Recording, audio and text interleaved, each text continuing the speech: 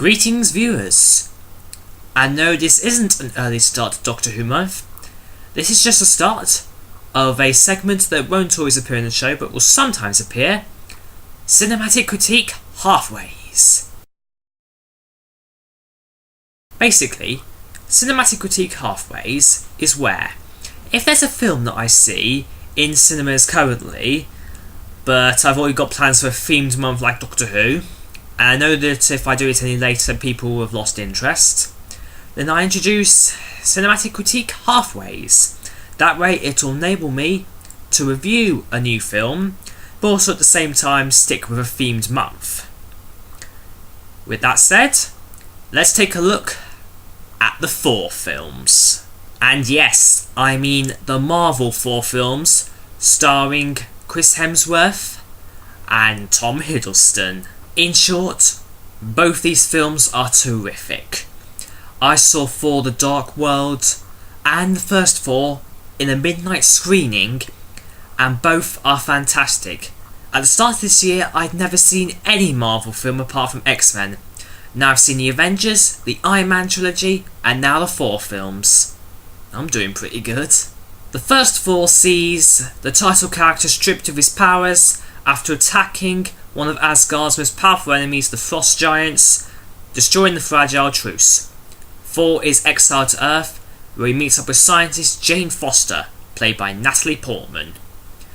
On Earth, he starts to adapt to his humility, his human side, whilst back on Asgard, Loki appears to be shocked over his brother's unjustified banishment, but there's more to that than that seems, as he has formed an alliance with the remaining Frost Giants in order to usurp the throne from his father Odin.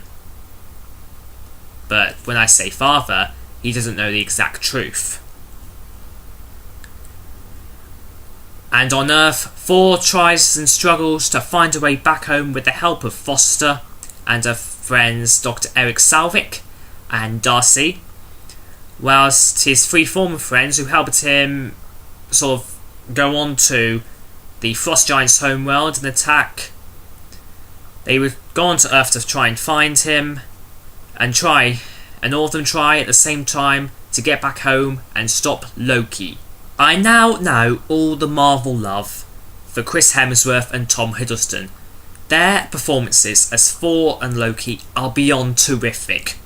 Thor with just his my friends, his hammer bashing and everything, and just his over aggressive, over ruthless personality. And Loki, at first he doesn't seem to be evil. In fact, I was surprised people are calling him evil, because from the first half hour or so he seemed rather justified himself, and I thought he was really an anti-hero, but as I say, he was terrific. Some twists that did not happen, and of course Thor leads into the Avengers.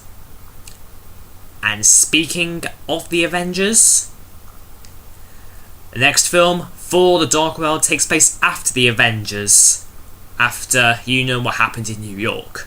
Thor: The Dark World, frankly even better than the original. Action-packed, terrific acting, and some twists and turns you will not expect. Some bits will leave you in shock, some will leave you in tears, some will leave you in stitches. This film sees the villain, Malky the Accused, portrayed by Ninth Doctor Christopher Eccleston, who is trying to find a form of weapon he was planning to use to plunge the Nine Realms, one of which is Earth, into pure darkness. Through a series of twists and turns, Jane Foster, who is in London, somehow manages to find this forbidden item and becomes almost possessed by it. As a result, Malky travels to Asgard in a desperate bid to find Foster and take the energy that he desires. The ensuing attacks soon begin to overwhelm Asgard, and following the death of his mother, Thor is forced to return to Loki, and they are forced to form an alliance in order to defeat Malky and stop whatever it is he's doing. As I say, there were twists and turns on the way, and it all leads to something epic in London. When I say that last bit about London, it's just, in films, it seems to be taking a complete battering at the moment. Part of it got blown up in Star Trek Into Darkness, part of it got blown up in Skyfall, some of it got battered in Fast and Furious 6. I mean, what's with all the Hollywood hate for London? But on a serious note, as I say, Thor and Loki are again terrifically acted by Hemsworth and Hiddleston. They were simply born for this role. Anthony Hopkins, who I did not expect in this film to be portraying Odin. In fact, I never even realised he was portraying Odin at all. But otherwise, he was terrific, and so was Christopher Eccleston as Malky. I think it's Malky. Tell me if I'm wrong. As I say, the action in this film is terrific. Just fast-paced, just bang bang, boom boom, whole load of trail of destruction.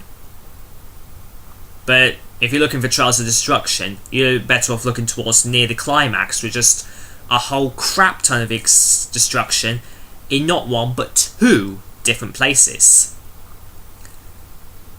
And as I say, there are some bits in this film that will leave you in stitches and giggling. There is one bit in there that features another member of the Avengers Ensemble, but I'm not going to reveal who. You'll just have to find out who it is and just why they're in this film.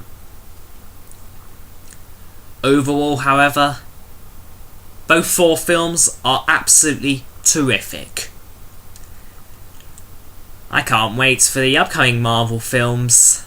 I mean, what with the ending of Thor 2, it looks set to be pretty good for Avengers Age of Ultron. So that's it really. Thor films are worth watching, and Thor 2 is absolutely worth seeing. Next time it will be returned to the scheduled programming as we start Doctor Who month.